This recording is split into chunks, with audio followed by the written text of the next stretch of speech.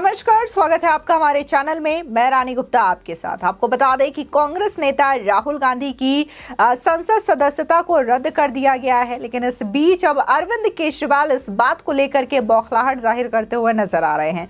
तो वहीं ये कहा जा रहा है कि क्या अब राहुल गांधी की सदस्यता रद्द होने के बाद अरविंद केजरीवाल को भी ये डर सताने लगा है, क्योंकि उन्होंने भी कई सारे ऐसे बयान दिए हैं पूर्व में कई नेताओं को लेकर के, और खुद प्रधानमंत्री को भी लेकर के कई सारे उन्होंने अमर्यादित टिप्पणी किए हैं। ऐसे में ये सवाल उठाया जा रहा है कि क्या मानहानि केस अगर अरविंद केजरीवाल पर दर्ज होता है तो क्या उनकी भी सदस्यता जा सकती है। दरअसल आज दिल्ली के विधानसभा में बोलते हुए अरविंद केजरीवाल ने एक बार फिर से प्रधानमंत्री के खिलाफ टिप्पणी की और उन्होंने एक बार फिर से वही राग अलापा और कहा कि देश के प्रधानमंत्री को पढ़ा लिखा होना बेहद जरूरी है।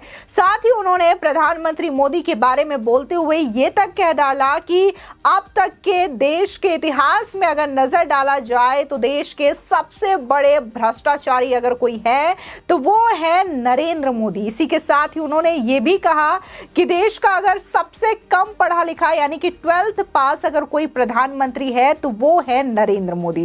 इस तरीके से टिप्पणी करते हुए नजर आए। ऐसे में लोग सवाल उठा रहे हैं कि क्या अरविंद केजरीवाल को इस बात का डर सता रहा है कि उनकी सदस्यता जा सकती है, जिसकी वजह से पहले तो वो राहुल गांधी को जब दोषी करार दिया गया तो उस बात को लेकर के विरोध करते हुए नजर आए थे, और अब उनकी सदस्यता जाने के बाद एक बार फिर से बौखलाए हुए नजर आ रहे हैं। इस बीच अब इस बात को लेकर के भी चर्चा हो रही है कि अरविंद केजरीवाल ने पहले भी बीजेपी के कई नेताओं को लेकर के टिप्पणी की थी और उन पर भ्रष्टाचार के आरोप लगाए थे, और वो भी बिना किसी साक्ष्य के। बता दें कि नितिन गडकरी से लेकर के अरुण जेटली ऐसे तमाम दिग्गज नेता हैं जिन पर अरविंद केजरीवाल ने झूठे आरोप लगाए थे, और बाद में बकायदा लिखित में अरविंद केजरीवाल ने नेताओं से माफी मांगी थी। ऐसे में लोगों के द्वारा कहा जा रहा है कि अरविंद केजरीवाल को भले ही अरुण जेटली और नितिन गडकरी ने माफ कर दिया हो, लेकिन प्रधानमंत्री के खिलाफ अगर वो इस तरीके से टिप्पणी करेंगे और कल को यह मुद्दा मानहानि केस में तब्दील हो जाएगा तो शायद प्रधानमंत्री मोदी से इन्हें माफी नहीं मिलेगी और इनकी सदस्यता भी जा सकती है। बता दें कि कांग्रेस के पूर्व अध्यक्ष और केरल के वायनाड से लोकसभा सांसद रहे राहुल गांधी की लोकसभा सदस्यता खत्म हो गई है। लोकसभा सचिवालय ने शुक्रवार को ही उन्हें अयोग्य करार दे दिया है और इसको लेकर के हर तरफ से प्रतिक्रिया देखने को मिल रही है। इसी कड़ी में दिल्ली के सीएम अरविंद केजरीवाल ने भी दिल्ली विधानसभा में दिए अपने भाषण में प्रतिक्रिया जाहिर की है। इस दौरान अरविंद केजरीवाल ने बीजेपी की सरकार पर जमकर आरोप लगाए हैं। अरविंद केजरीवाल ने कहा कि उन्होंने राहुल गांधी की सदस्यता समाप्त कर दी है। केंद्र सरकार पर निशाना साधते हुए अरविंद केजरीवाल ने कहा, मैं नहीं समझता कि आजाद भारत में कोई 12वीं पास प्रधानमंत्री हुआ है। उनसे सरकार चलती नहीं है। अहंकार उनका 7वें आसमान पर है। सवेरे से शाम तक इसको जेल में भेजो, इसकी सदस्यता रद्द करो, सवेरे से शाम तक यही चलता रहता है। जो लोग देश को तबाह करना चाहते हैं वो बीजेपी में रहो, लेकिन जो देश को बचाना चाहते हैं वो बीजेपी छोड़ दो।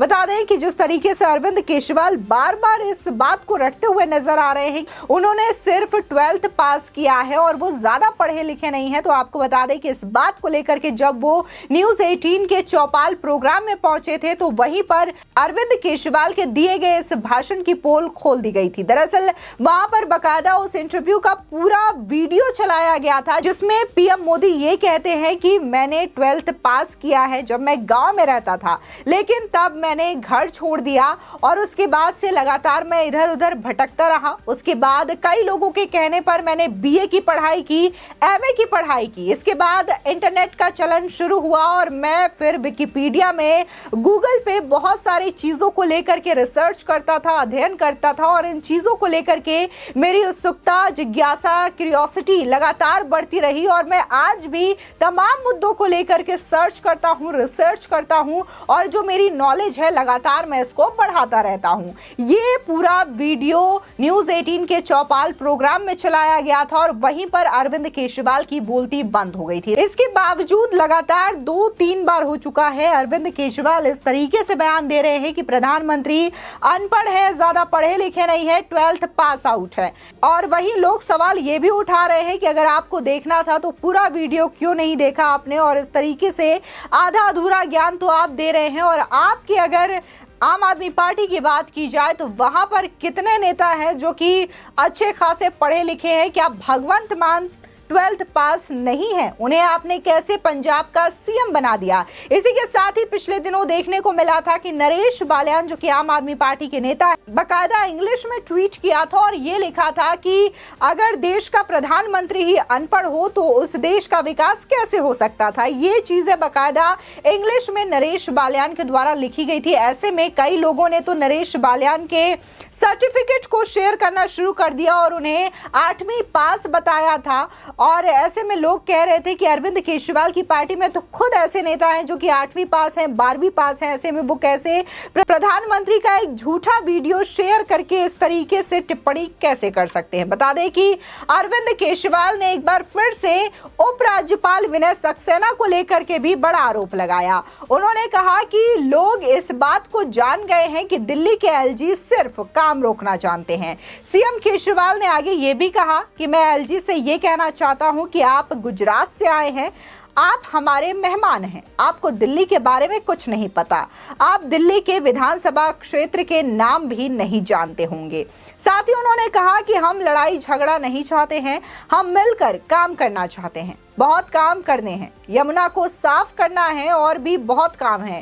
इस दौरान अरविंद केजरीवाल ने अपने विधायकों से ये भी सवाल कर डाला कि क्या आप जेल जाने की तैयारी में हैं या नहीं है, क्योंकि ये सबको एक एक करके जेल में डालेंगे।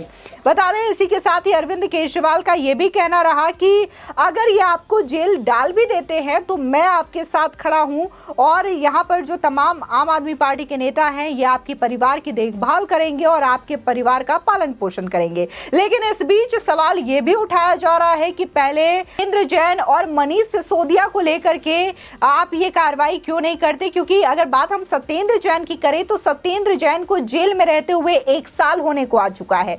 वहीं अगर बात हम मनीष सिसोदिया की करें तो मनीष सिसोदिया भी पहले सीबीआई की कस्टडी में फिर ईडी की कस्टडी में है। इसके बावजूद अरविंद केजरीवाल की ओर से कोई भी प्रतिक्रिया इन पूरे मामले को लेकर के नहीं दिखाई दे रही है। वहीं जेल में तमाम लग्जरी सुविधाओं का आनंद लेते हुए कई सारे वीडियो क्लिप्स भी सत्येंद्र जैन के वायरल हुए हैं। वहीं इससे पहले दिल्ली सरकार में मंत्री सौरभ भारद्वाज ने भी ये कहा राहुल गांधी को लेकर के कि बहुत जगह हमारे कांग्रेस पार्टी से मतभेद रहते हैं। जब जब हम पर केंद्र सरकार ने आरोप लगाए हैं कांग्रेस के नेताओं ने तालियां भी बजाई हैं।